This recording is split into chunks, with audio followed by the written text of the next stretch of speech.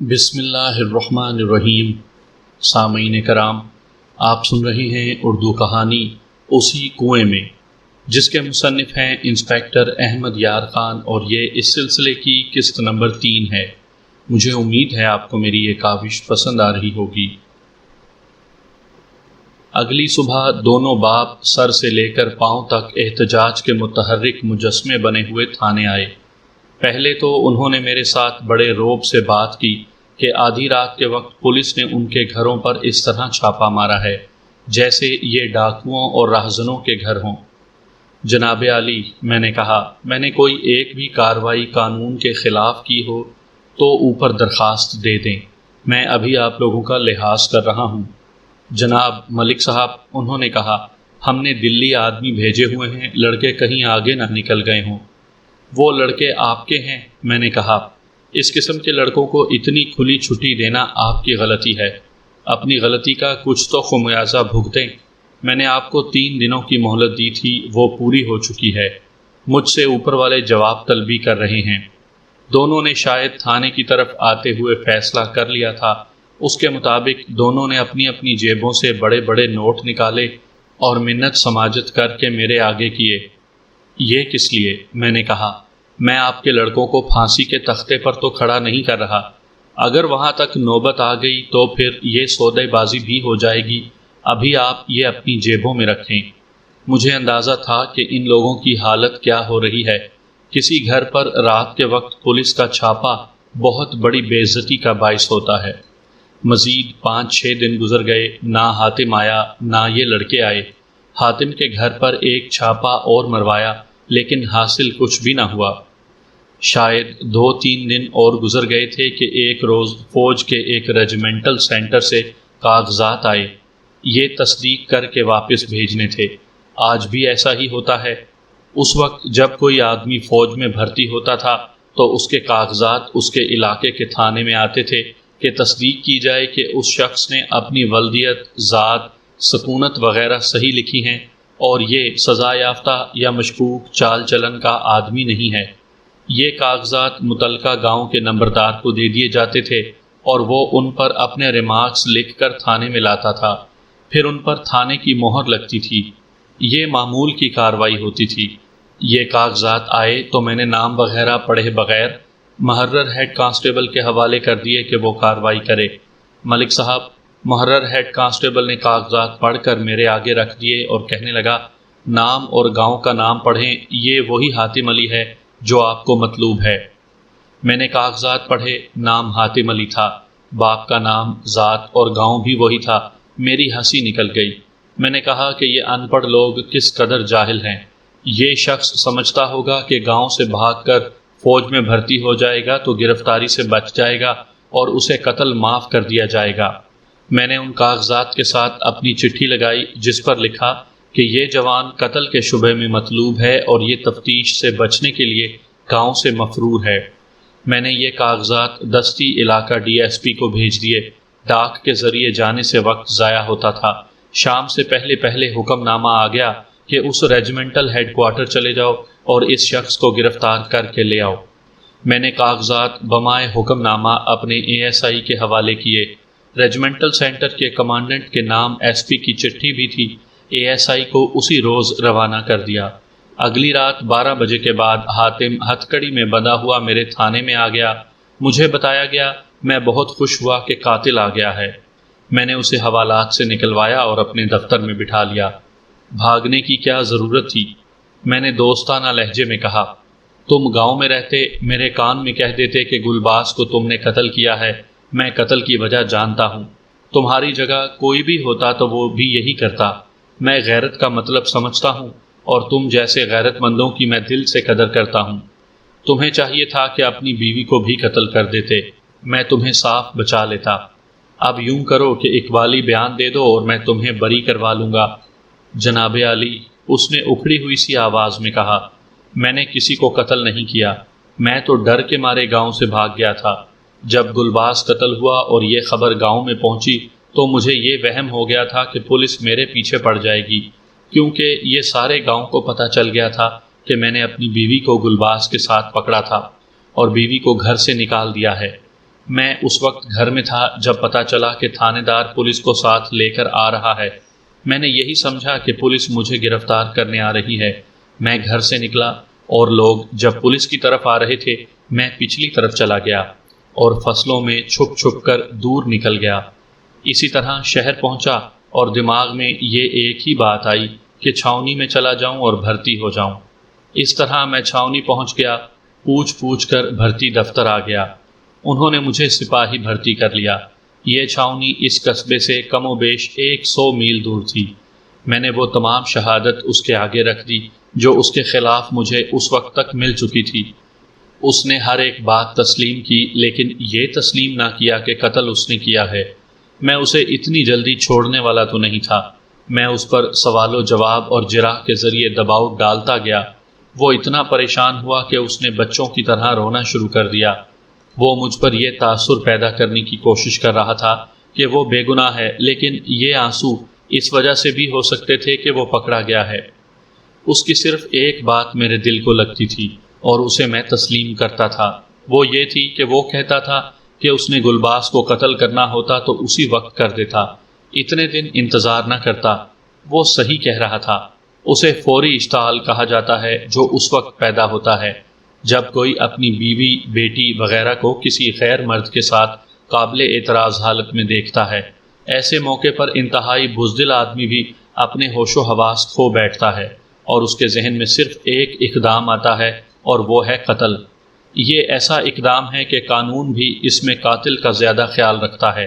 فوری اشتعال کے زیر اثر کیا ہوا قتل اگر ثابت ہو جائے کہ یہ واقعی فوری اشتعال کے تحت کیا گیا ہے تو قاتل کو 3-4 سال سے زیادہ سزا نہیں ملتی، بلکہ بعض سیشن جج 2 سال سے زیادہ سزا نہیں دیتے۔ یہ شخص پاگل ہو جاتا تو وہیں دونوں کو قتل کر دیتا۔ میں نے اسے بتایا کہ وہ اقبالی بیان دے دے اور میں فوری اشتعال ثابت کر دوں گا، لیکن وہ رو رو کر بلک بلک کر کہتا تھا کہ اس نے قتل نہیں کیا۔ میں ایذا رسانی کا قائل نہیں تھا، لیکن مجھے نظر آ رہا تھا کہ اس مشتبہ کے ساتھ مجھے یہ طریقہ اختیار کرنا پڑے گا۔ میں نے اسے یہ کہہ کر حوالات میں بند کر دیا کہ آرام سے بیٹھ کر سوچو پھر جواب دینا۔ اسی دن کے پچھلے پہر دونوں لڑکے آ گئے۔ میں نے ایک کو اپنے سامنے بٹھا کر لپیٹ میں لے لیا۔ کہاں چلے گئے تھے؟ میں نے پوچھا۔ دلی، اس نے جواب دیا۔ اگر آپ اجازت دیں تو میں آپ سے ایک بات پوچھوں گا۔ ہاں ہاں، میں نے بڑے خوشگوار لہجے میں کہا۔ میں نے تمہیں باتیں کرنے کے لیے ہی تو بلایا ہے۔ آپ نے ہمارے گھر چھاپا کیوں مارا تھا؟ اس نے پوچھا۔ سنا ہے آپ نے ہمیں گرفتار کرنے کے لیے چھاپا مارا تھا۔ پہلے کچھ اور باتیں نہ کر لیں؟ میں نے دوستوں کی طرح کہا۔ پھر یہ بات بھی ہو جائے گی۔ میں تمہیں ایک بات بتا دوں، مجھ سے ڈرنا نہیں اور مجھے ڈرانا بھی نہیں۔ میں نے سنا ہے تمہارے والد صاحب لوگوں پر بہت روب جھاڑتے رہتے ہیں کہ ہم اوپر پہنچنے والے لوگ ہیں۔ وہ کچھ بولنے لگا تھا، لیکن میں نے اسے بولنے نہ دیا اور کہا، مجھے وہ واقعہ سنا دو کہ تم نے ترلوکے کی بہن کا دوپٹہ اتار دیا تھا اور اس کے بعد کیا ہوا تھا۔ وہ ہنس پڑا اور اس نے سارا واقعہ بالکل اسی طرح سنا دیا جس طرح ترلوکے نے مجھے سنایا تھا۔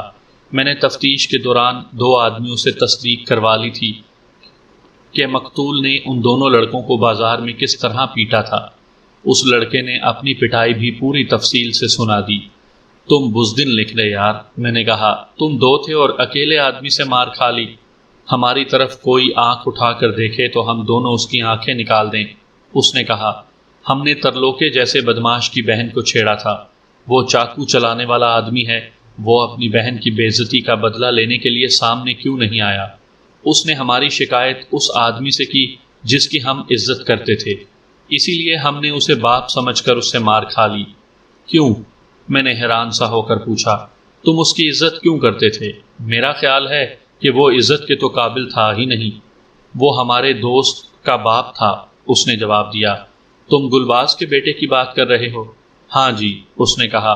اس کا ایک ہی بیٹا ہے، اس کا نام آفتاب ہے۔ مجھے تمہاری بات سمجھ میں نہیں آ رہی۔ میں نے کہا، گلباز کا ایک ہی بیٹا ہے؟ اس کی پیدائش سے پہلے ہی گلباز اپنی بیوی سے الگ ہو گیا تھا اور باپ بیٹا ایک ہی محلے میں رہتے ہوئے کبھی ایک دوسرے کے ساتھ بولے بھی نہیں۔ میرا خیال ہے کہ بیٹا باپ کو اچھا نہیں سمجھتا تھا۔ یہ آپ نے ٹھیک سنا ہے، اس نے جواب دیا، لیکن حقیقت یہ تھی کہ بیٹے کے دل میں باپ کا احترام ضرور تھا، کبھی کبھی وہ باپ کے خلاف غصے کا اظہار ضرور کیا کرتا اور کبھی یہ بھی کہتا تھا کہ اس کی ماں نے اس کے باپ کے ساتھ بنا کر نہیں رکھی، نہ اپنی گردن نیچے کی، اور فضول خودداری پر اپنی زندگی تباہ کر دی اور مجھے باپ کی زندگی میں ہی یتیم کر دیا۔ چونکہ آفتاب ہمارا گہرا دوست ہے، اس لیے ہم بھی اس کے باپ کو اپنا باپ سمجھتے تھے۔ اس کے باپ سے مار کھا کر ہم نے اپنے گھر بتایا ہی نہیں تھا۔ پھر گلباز چچا قتل ہو گیا۔ آفتاب لوگوں کے سامنے آنسو روک کر رکھتا تھا، لیکن ہمارے پاس بیٹھ کر جس طرح وہ روتا تھا وہ ہم سے برداشت نہیں ہوتا تھا۔ چونکہ اس کا باپ الگ رہتا تھا، اس لیے اس کی موت کے بعد کی رسمیں کل وغیرہ آفتاب اور اس کی ماں نے تو نہیں کرنے تھے۔ ہم دونوں نے آفتاب سے کہا کہ چلو دلی چلتے ہیں، وہاں سے شملہ چلے جائیں گے، اس طرح تمہارا دل بہل جائے گا۔ وہ تیار ہو گیا، لیکن بالکل آخری وقت اس نے کہا کہ اس کی امی کو بخار ہو گیا ہے اور اسے وہ اکیلا چھوڑ کر نہیں جائے گا۔ ہم دونوں نے گھر والوں سے اجازت لے لی تھی اور پیسے بھی لے لیے تھے۔ ہم آفتاب کے بغیر چلے گئے۔ اب واپس آئے ہیں تو یہ عجیب و غریب بات سنی کہ آپ ہمارے گھر چھاپے مارتے رہے ہیں۔ کیا آپ کو یہ شک ہے کہ ہم نے اپنی پٹائی کا انتقام لینے کے لیے اپنے بھائیوں جیسے عزیز دوست کے باپ کو قتل کیا ہوگا؟ اس لڑکے نے تو جو کچھ کہنا تھا کہہ دیا۔ اب میری باری تھی۔ میں نے اس کی کہی ہوئی باتوں میں سے باتیں نکال کر جرا شروع کر دی۔ وہ ہر سوال کا جواب پوری خود اعتمادی سے دیتا تھا۔ میں نے بڑی استادی دکھائی، لیکن وہ ثابت قدم رہا۔ میں نے اپنی طرف سے اسے بہت پریشان کرنے کی کوشش کی، لیکن وہ سچا معلوم ہوتا تھا، اس لیے اس کی زبان اپنی جگہ پر قائم رہی۔ اسے باہر بھیج کر اس کے دوست کو بلایا۔ اس لڑکے نے بھی بالکل ویسا ہی بیان دیا جیسا اس کا دوست دے گیا تھا۔ الفاظ ذرا مختلف تھے، بیان وہی تھا۔ میں نے جب اس پر جرح کی تو اسے پٹڑی سے اتارنے کے لیے 2-3 موقعوں پر کہا کہ تمہارے دوست نے تو یہ بات یوں بتائی تھی اور تم کچھ اور کہہ رہے ہو، آپ اسے بلائیں۔ اس نے ہر بار کہا۔ ایک بار اس نے یہ بھی کہا، ہمیں جھوٹ بولنے کی تو کوئی ضرورت نہیں۔ یہاں میں بات مختصر کروں گا، اس نوجوان نے بھی مجھے متاثر کر لیا۔ یہ دونوں میرے شبے سے بری معلوم ہوتے تھے۔ اس لڑکے نے اپنے بیان میں ایک اضافہ کیا۔ ہم دونوں نے ترلوکے کی بہن کو ایک خاص وجہ سے چھیڑا تھا۔ اس نے کہا، ہمیں کسی نے بتایا تھا کہ ترلوکے نے کہا ہے کہ اس شہر کے مسلمان میرے آگے سر نہیں اٹھا سکتے۔ اس نے کچھ اور بڑھ بھی ہانکی تھی۔ ہم ترلوکے کی بہن کو جانتے تھے، وہ کبھی کبھی گردوارے جایا کرتی تھی۔ راستہ قبرستان میں سے گزرتا تھا۔ ہم دونوں 2 دن قبرستان میں اس کا انتظار کرتے رہے۔ وہ تیسرے دن آتی نظر آئی۔ ہم دونوں سامنے سے اس کی طرف چل پڑے۔ میں اس کے دائیں طرف سے اور میرا دوست بائیں طرف سے گزرا۔ میں نے پاس سے گزرتے ہوئے اس کا ہاتھ پکڑ کر دبایا اور میرے دوست نے اس کا دوپٹہ اتار لیا اور ایک قبر پر ڈال دیا۔ ہمیں امید تھی کہ ترلوکا ہم سے بدلہ لے گا۔ ہم اس کی ہڈیاں توڑنے کے لیے تیار تھے، لیکن وہ ہمارے سامنے آیا ہی نہیں۔ اگر اس میں مردانگی ہوتی تو ہمیں للکارتا، لیکن اس نے گلباز چچا کو ہمارے پیچھے ڈال دیا۔ ہم نے چپ کر کے مار کھا لی۔ وجہ یہ تھی کہ ہم گلباز چچا پر جواباً ہاتھ اٹھاتے تو ترلوکا خوش ہوتا کہ اس نے مسلمانوں کو آپس میں لڑوا دیا ہے۔ دوسری وجہ یہ تھی کہ گلباز چچا ہمارے دوست کا باپ تھا۔ میں نے لڑکوں کو بڑی اچھی طرح ٹھونک بجا کر دیکھ لیا اور ان کو کھنگال بھی لیا، تو میں نے دوسرے کو بھی اندر بلا لیا اور ان کے ساتھ باتیں کرنے لگا۔ میں ان کے ساتھ بے تکلفی پیدا کر کے ان سے کچھ معلومات لینے کی کوشش میں تھا۔ وہ بھی بے تکلفی سے باتیں کرنے لگے۔ ان میں سے ایک نے کہا، یہ کنواں 2 جانیں لے چکا ہے۔ اس بات سے اس لڑکی کی طرف بات چل پڑی جس نے کنویں میں خودکشی کی تھی۔ خودکشی کی وجہ کیا تھی؟ میں نے کہا۔ لڑکی نے اپنے رکے میں وجہ نہیں لکھی تھی۔ محبت کی ناکامی۔ ایک لڑکے نے کہا، یہ وجہ اس کی ماں کو معلوم ہے، ہم دونوں کو اور آفتاب کو معلوم ہے، کسی اور کو معلوم نہیں۔ وہ ہمارے دوست آفتاب کو چاہتی تھی اور آفتاب اسے چاہتا تھا۔ ان کی محبت روحوں میں اتری ہوئی تھی۔ دونوں ایک دوسرے کو دیکھ لیا کرتے تھے۔ ان کی ملاقاتیں بہت ہی کم ہوتی تھیں۔ ایسی پاک محبت شاید ہی کسی نے کی ہوگی۔ آفتاب صرف ہم دونوں کو محبت کی باتیں سنایا کرتا تھا۔ ان دونوں کو پکی امید تھی کہ ان کی شادی ہو جائے گی، لیکن نہ ہو سکی۔ آفتاب اور اس کی ماں پر آفتاب کے ماموں کا سایہ تھا۔ آفتاب نے ہمیں بتایا تھا کہ اس نے اپنی ماں سے کہا تھا کہ وہ اس کے لیے اس لڑکی کا رشتہ مانگنے جائے۔ ماں نہ مانی۔ وہ کہتی تھی کہ لڑکی کی ماں اچھے چال چلن کی عورت نہیں اور اس نے اپنے خاوند کو اپنی جوتی کے نیچے رکھا ہوا ہے۔ آفتاب کا ماموں آفتاب کو بہت چاہتا تھا۔ آفتاب نے ماموں کے ساتھ بات کی تو ماموں نے آفتاب کی ماں کو بتائے بغیر لڑکی کے باپ کو کہا کہ وہ اپنی بیٹی آفتاب کے لیے دے دے۔ باپ نے لڑکی کی ماں سے بات کی ہوگی، اس عورت نے کہا کہ وہ اپنی بیٹی کو آفتاب کی ماں کی بہو نہیں بنائے گی۔ یہ باتیں ہمیں آفتاب نے سنائی تھی۔ لڑکی کی ماں نے لڑکی کو اپنا فیصلہ سنا دیا ہوگا۔ بڑی مشکل پیدا ہو گئی تھی۔ آفتاب کی ماں لڑکی کو پسند نہیں کرتی تھی اور لڑکی کی ماں کو آفتاب کی ماں اچھی نہیں لگتی تھی۔ یہ فیصلہ تو لڑکی کے باپ کو کرنا چاہیے تھا۔ میں نے کہا، باپ؟ ایک لڑکے نے تنزیہ کہا، وہ تو پکا زن مرید اور بزدل آدمی ہے، بیوی کے اشاروں پر ناچتا ہے، وہ تو پالتو بندر ہے۔ رشتے سے انکار کا یہ نتیجہ نکلا کہ لڑکی نے خودکشی کر لی۔ پھر آفتاب کے دل میں اس لڑکی کی اتنی محبت نہیں تھی جتنی تم بتاتے ہو۔ میں نے کہا، اگر محبت ہوتی تو وہ بھی خودکشی کر لیتا۔ آپ حیران ہوں گے کہ میں نے ان لڑکوں کے ساتھ کیا باتیں شروع کر دی تھی۔ اس کی ایک وجہ بتا چکا ہوں کہ میں کوئی سراغ اور کوئی اشارہ تلاش کرنے کی کوشش کر رہا تھا۔ یوں کہہ لیں کہ میں تنکوں کے سہارے ڈھونڈ رہا تھا۔ دوسری وجہ یہ تھی کہ میرا دماغ اتنا تھک چکا تھا کہ میں تھوڑی دیر کے لیے ذہنی سکون کی ضرورت محسوس کر رہا تھا۔ ان لڑکوں کے ساتھ گپ شپ شروع کر دی۔ اس سے مجھے ذہنی دباؤ میں کچھ افاقہ محسوس ہونے لگا اور مجھے یہ بھی محسوس ہونے لگا کہ ان باتوں سے مجھے کچھ مل جائے گا جو میری تفتیش کے کام آئے گا۔ آپ جو کچھ بھی سوچیں وہ آپ کے کام نہیں آئے گا، کیونکہ آپ اس فضا کو تصور میں نہیں لا سکتے جو تھانے میں پیدا ہو گئی تھی اور ہر سنگین واردات کی تفتیش میں پیدا ہو جاتی ہے۔ اس کے علاوہ میں آپ کو ہر وہ بات تو سنا نہیں رہا اور نہ ہی سنائی جا سکتی ہے جو میں نے ملزموں اور مشتبہوں سے کی تھی اور جو باتیں انہوں نے میرے ساتھ کی تھیں۔ میں نے ان لڑکوں کو یہ کہا تھا کہ آفتاب کے دل میں محبت ہوتی تو وہ بھی خودکشی کر لیتا تو زیادہ اچھا تھا۔ ایک لڑکے نے کہا، لڑکی کی خودکشی کے بعد آفتاب کی حالت پاگلوں جیسی ہو گئی تھی۔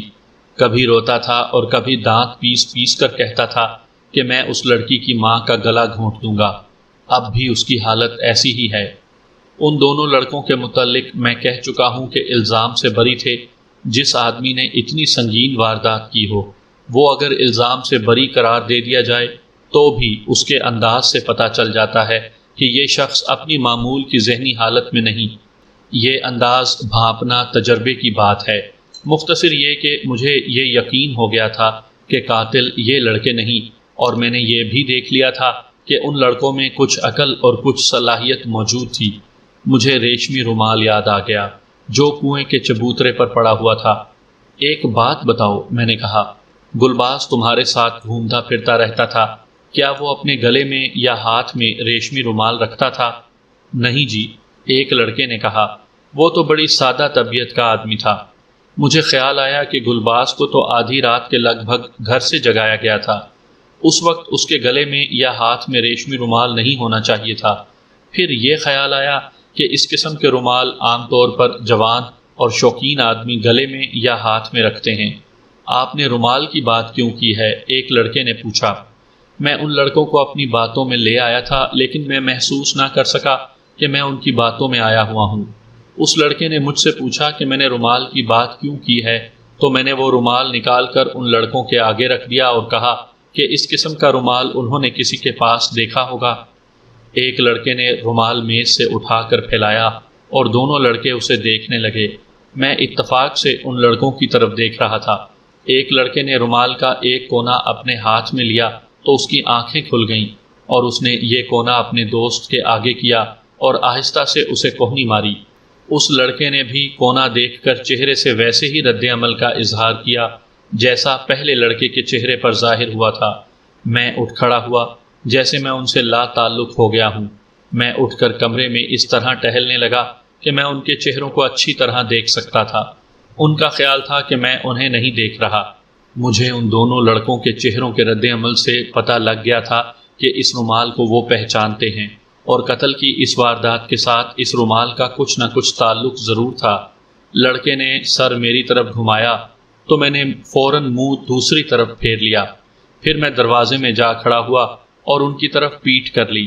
2-4 سیکنڈ بعد پیچھے منہ کر کے دیکھا، دونوں لڑکوں کے سر جڑے ہوئے تھے اور وہ کھسر پھسر کر رہے تھے۔ دونوں نے اپنے سروں کو اس طرح ہلایا جیسے نہیں کہتے ہوئے سر ہلایا جاتا ہے۔ میں آہستہ آہستہ ان کے سامنے اپنی کرسی پر بیٹھ گیا۔ ایک لڑکے نے رومال میرے آگے رکھ دیا اور کہنے لگا، معلوم نہیں کس کا ہے۔ میں دیکھ رہا تھا کہ یہ لڑکے جس خوشگوار طریقے سے باتیں کر رہے تھے وہ خوشگواری غائب ہو گئی تھی اور اب ان کے چہروں پر سنجیدگی تھی۔ اس تبدیلی کی مثال یہ ہے کہ کچھ دوست اکٹھے بیٹھے ہنس کھیل رہے ہوں اور اچانک انہیں کوئی انتہائی بری خبر سنا دے۔ آپ سمجھ سکتے ہیں کہ ان کی حالت کیا ہو جائے گی۔ کچھ ایسی ہی حالت ان لڑکوں کی ہو گئی تھی۔ تم اچھی طرح جانتے ہو یہ رومال کس کا ہے، میں نے کہا۔ تم نے میرے پیار کی قدر نہیں کی۔ تھانے میں کسی کو اتنی عزت اور محبت نہیں ملا کرتی۔ ہم سچ کہتے ہیں، ایک لڑکے نے کہا۔ یقین کریں ملک صاحب، دوسرے نے کہا، جب یہ رومال پہلے روز میرے ہاتھ میں آیا تھا تو میں نے اسے کھول کر اچھی طرح دیکھا تھا۔ میں دیکھ رہا تھا کہ اس پر کسی کا نام کاڑا ہوا ہو یا دل اور تیر کاڑا ہوا ہوگا، لیکن مجھے کچھ نظر نہیں آیا تھا۔ اب میں نے اس رومال کو پھیلا کر اس کے چاروں کونے اچھی طرح دیکھے۔ ایک کونے پر لال رنگ کے 2 دھبے تھے، ایک چھوٹا سا تھا اور دوسرا ذرا سا پھیلا ہوا تھا۔ میں نے وہ کونا ہاتھ میں لے کر اسے دروازے کی طرف پھیلایا تاکہ باہر کی روشنی میں اس میں سے گزرے۔ ایسے لگ رہا تھا جیسے لال سیاہی کا یا لال رنگ کا ایک قطرہ رومال پر گرا اور رومال والے نے اس پر انگلی رکھ کر دبا دیا۔ اس طرح یہ قطرہ پھیل گیا اور انگلی کے ذرا سے حصے کے نشان رومال پر آ گئے۔ میں نے دراز سے آتشی شیشہ نکالا اور اس نشان کو دیکھا۔ اس شیشے میں نشان 3-4 گنا بڑا نظر آتا تھا۔ رومال پر لال نشان کسی کی انگلی کے ہی تھے، تھوڑے سے حصے کا نشان تھا۔ یہ رومال پھولدار تھا اور پھول گہرے رنگ کے تھے۔ جہاں پر یہ لال نشان تھا وہیں سے ایک پھول شروع ہوتا تھا، اس لیے پہلے میں اس نشان کو نہیں دیکھ سکا تھا۔ میں نے رومال الگ رکھ دیا اور لڑکوں کی طرف متوجہ ہوا۔ اگر یہ رومال کسی اور کا نہیں تو یہ تمہارا ہے، میں نے کہا۔ اب بتاؤ یہ تم دونوں میں سے کس کا ہے؟ دونوں نے انکار کیا۔ ان کے انکار کے انداز سے پتہ چلتا تھا کہ دونوں اندر سے اکھڑے ہوئے ہیں۔ ان میں سے ایک نے ہنسنے کی کوشش کی جو ایک ناکام کوشش تھی۔ یہ ایک خسیانی ہنسی تھی جس نے میرا شک اور زیادہ پختہ کر دیا۔ یہ نشان تمہارے جرم کی کہانی سناتا ہے، میں نے رومال کا کونا ان کے آگے رکھتے ہوئے کہا۔ جب تک مجھے صحیح جواب نہیں دو گے یہاں سے نکل نہیں سکو گے۔ اب ان دونوں کی حالت دیکھنے والی تھی۔ میں نے ان دونوں پر دباؤ ڈالنا شروع کر دیا۔ میں بار بار ان سے پوچھتا تھا کہ یہ نشان دیکھ کر وہ دونوں چونکے اور گھبرائے کیوں تھے۔ وہ اس سوال کا جواب دیتے نہیں تھے۔ میں نے انہیں ڈرانا دھمکانا شروع کر دیا۔ تم دونوں نے گلباز سے انتقام لیا ہے، میں نے 3-4 مرتبہ کہا، اور یہ بھی کہا کہ تم دونوں نے ایک تجربے کار تھانے دار کو بے وقوف بنایا ہے۔ وہ دونوں اب اچھی طرح بول بھی نہیں سکتے تھے۔ میں نے ایک ہیڈ کانسٹیبل کو آواز دی۔ وہ آیا تو میں نے اسے کہا کہ ان دونوں لڑکوں کو حوالات میں بند کر دو اور شام کے بعد انہیں پچھلے کمرے میں الٹا لٹکا دینا۔ میں رات 12-12:30 بجے آ کر دیکھوں گا۔ ہیڈ کانسٹیبل سمجھتا تھا کہ میں ان لڑکوں کو دھمکا رہا ہوں۔ اس نے پیچھے سے بڑی زور سے ایک ہاتھ ایک لڑکے کی گردن پر رکھا، اسی طرح دوسرا ہاتھ اسی زور سے دوسرے لڑکے کی گردن پر رکھا۔ اس نے دونوں کی گردنیں مضبوطی سے پکڑ لیں اور جھٹکے سے دونوں کو اٹھایا۔ اٹھو جوانوں، اس نے کہا، دیکھتے ہیں تم میں برداشت کی طاقت کتنی ہے۔ دونوں وہاں سے جاتے نہیں تھے۔ ہیڈ کانسٹیبل ان کی گردنیں پکڑے ہوئے انہیں دھکیل رہا تھا۔ وہ دونوں میری میز کو مضبوطی سے پکڑے ہوئے اور پاؤں جمائے ہوئے تھے۔ وہ تو رونے پر آ گئے تھے۔ میں اٹھا اور یہ کہہ کر کہ بند کر دو انہیں، دروازے کی طرف چل پڑا۔ ملک صاحب، ملک صاحب، وہ دونوں بچوں کی طرح بلبلا رہے تھے اور مجھے پکارتے تھے۔ ان کی آوازیں رندھی ہوئی تھیں۔ ہماری بات سنتے جائیں، رات کو سنوں گا، میں نے بے پرواہی سے کہا۔ سچ بولتے ہو تو ابھی سن لیتا ہوں۔ ہیڈ کانسٹیبل انہیں باہر دھکیل رہا تھا۔ یہ ایک ڈرامہ تھا جو ان کے ساتھ میں اور ہیڈ کانسٹیبل کھیل رہے تھے۔ یہ لڑکے جن کی عمریں 19-20 سال ہوں گی ہاتھ پاؤں چھوڑ بیٹھے اور میں نے ہیڈ کانسٹیبل کو باہر بھیج کر ان لڑکوں کو پھر اپنے سامنے بٹھا لیا۔ یہ رومال ہم دونوں میں سے کسی کا بھی نہیں، ایک لڑکے نے کہا۔ یہ آفتاب کا رومال ہے۔ کس نشانی سے پہچانا ہے؟ ایک لڑکے نے رومال کا وہ کونا میرے سامنے کر کے کہا کہ ان لال دھبوں سے اس نے رومال کو پہچانا ہے، کیا یہ کوئی خاص نشانی ہے؟ جی ہاں، اس نے جواب دیا، یہ اس لڑکی کے خون کے داغ ہیں، اس نے کنویں میں کود کر خودکشی کر لی تھی۔ لڑکی نے یہ رومال آفتاب کو دیا تھا اور اسے بتایا تھا کہ یہ اس نے اپنی انگلی میں سوئی چبو کر خون نکالا اور رومال پر لگایا تھا، اور بڑا داغ اس لڑکی کی انگلی کا نشان ہے۔ آفتاب نے یہ رومال ہم دونوں کو دکھایا تھا۔ تو مجھے بتا کیوں نہیں رہے تھے؟ وہ ہمارا دوست ہے، دوسرے لڑکے نے جواب دیا۔ ہمیں معلوم نہیں گلباز کو کس نے قتل کیا ہے، ہم نے سنا تھا کہ کنویں کے اوپر ایک ریشمی رومال پڑا ہوا ملا ہے۔ آپ نے وہ رومال ہمیں دکھایا تو میری نظر کونے پر جا پڑی۔ اس لال نشان سے ہم دونوں اچھی طرح واقف تھے۔ ہمیں خیال آیا کہ اپنے باپ کو آفتاب نے ہی قتل نہ کر دیا ہو، اس لیے ہم دونوں نے آپس میں طے کر لیا کہ یہ کہہ دو کہ ہم اس رومال کو نہیں پہچانتے۔ ہم آپ کو بتا چکے ہیں کہ آفتاب ہمارا کتنا گہرا دوست ہے۔ ہماری کوشش یہ تھی کہ آفتاب کے خلاف کوئی شک پیدا نہ ہو۔ اب مجھے اپنا دوست سمجھو، میں نے کہا۔ میں جو پوچھتا ہوں وہ بالکل صحیح بتاتے چلو اور ڈرو نہیں۔ یہ بتاؤ کہ تمہیں یہ خیال کیوں آیا تھا کہ اپنے باپ کو آفتاب نے خود ہی قتل نہ کر دیا ہو؟ تمہاری باتوں سے تو ظاہر ہوتا ہے کہ کوئی ایسی وجہ موجود تھی جو آفتاب کو مجبور کر سکتی تھی کہ اپنے باپ کو قتل کر دے۔ میں نے ان سے جھوٹا وعدہ کیا۔ میں تمہیں ایک بار پھر کہتا ہوں کہ سچ بولو اور میں تمہاری اور آفتاب کی دوستی کا پورا خیال رکھوں گا۔ ہم آپ کو صرف یہ بتا سکتے ہیں کہ گلباز کے قتل سے کچھ دن پہلے آفتاب اس کے خلاف غصے کا اظہار کرنے لگا تھا۔ ایک لڑکے نے کہا، کوئی ایسی بات ہو گئی تھی کہ اس کے دل سے اپنے باپ کا احترام نکل گیا تھا، پھر وہ اپنے باپ کا دشمن بن گیا۔ یہ تو آپ کو معلوم ہی ہے کہ باپ بیٹے کی آپس میں کبھی بات نہیں ہوئی تھی، لیکن خون کی کشش تو موجود تھی۔ یہ کہتا تھا کہ لڑکی کی خودکشی کا ذمہ دار میرا باپ ہے۔ آفتاب کو اس کی ماں نے کچھ ایسی باتیں سنائی تھیں جو ماں نے پہلے کبھی نہیں بتائی تھی۔ مجھے وہ باتیں بتاؤ، میں نے کہا۔ میں پوری باتیں نہیں بتا سکتا، لڑکے نے جواب دیا۔ اس نے ساری باتیں ہمیں نہیں سنائی تھیں۔ اس نے جو کچھ بھی تمہیں کہا تھا وہ مجھے سنا دو، میں نے کہا۔ اس لڑکے نے مجھے آفتاب کی کہی ہوئی باتیں سنائیں۔ دوسرے لڑکے نے ان باتوں کی تائید کی۔ مختصر بات یہ ہے کہ آفتاب کو لڑکی کی خودکشی نے ذہنی مریض بنا دیا تھا۔ اس سے 2-3 روز پہلے آفتاب نے اپنی ماں کو منوانے کی کوشش کی تھی کہ وہ لڑکی کی ماں سے مل کر رشتہ لینے کی کوشش کرے۔ ماں نے زندگی میں پہلی بار آفتاب کو بتایا کہ اسے اس لڑکی کی ماں سے کیوں نفرت ہے۔ پھر آفتاب لڑکی کی ماں کے پاس خود ہی چلا گیا۔ اس عورت نے آفتاب کو وہ باتیں بتائی تھیں جن سے وہ آفتاب کی ماں کو پسند نہیں کرتی تھی۔ یہ بھی پتہ چلا کہ ایک ہی محلے میں رہتے ہوئے آفتاب کی ماں اور اس عورت کی آپس میں بول چال تک نہیں تھی۔ آفتاب کے ان دوستوں کے کہنے کے مطابق آفتاب کو پہلی بار پتہ چلا کہ ان کی آپس میں ناراضگی کی وجہ کیا ہے۔ ان دونوں لڑکوں نے پہلے تو مجھ سے یہ وعدہ لیا کہ میں آفتاب کے خلاف کوئی کارروائی نہیں کروں گا۔ میں نے ان کے ساتھ بڑے پیار اور وثوق سے اسی طرح وعدہ کیا جس طرح تھانے دار کیا کرتے ہیں۔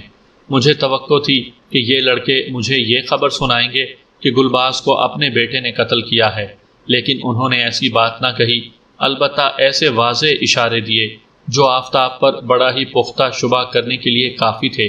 مثلا اس نے اپنے ان دوستوں سے 2 مرتبہ یہ الفاظ کہے تھے کہ اپنے اس باپ کو میں زیادہ دیر تک زندہ نہیں دیکھ سکوں گا۔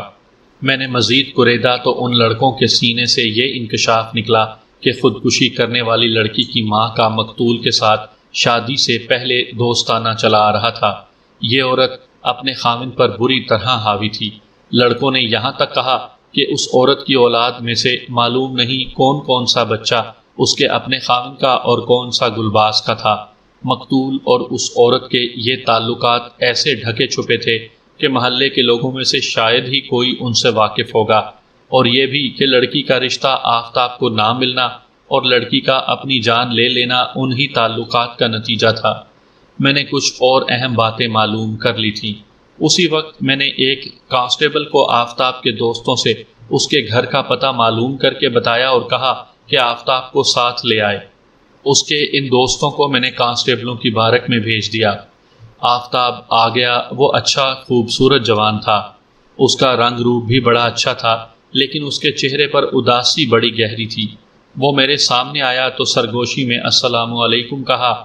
اس کے چہرے پر اداسی تو تھی لیکن وہ گھبراہٹ نہیں تھی جو تھانے میں پہلی بار آ کر اچھے اچھے دلیر آدمیوں کے چہروں پر آ جاتی ہے۔ میں نے اسے بیٹھنے کو کہا۔ وہ آہستہ آہستہ کرسی پر بیٹھا۔ آفتاب، میں نے کہا، تمہارے باپ کے ساتھ تمہارا اس طرح کا تعلق نہیں تھا جس طرح باپ بیٹوں کا ہوتا ہے۔ مجھے تمام باتیں معلوم ہو چکی ہیں، پھر بھی وہ تمہارا باپ تھا۔ تم نے اپنے طور پر یہ تو معلوم کرنے کی ضرور کوشش کی ہوگی کہ تمہارے باپ کا قاتل کون ہے۔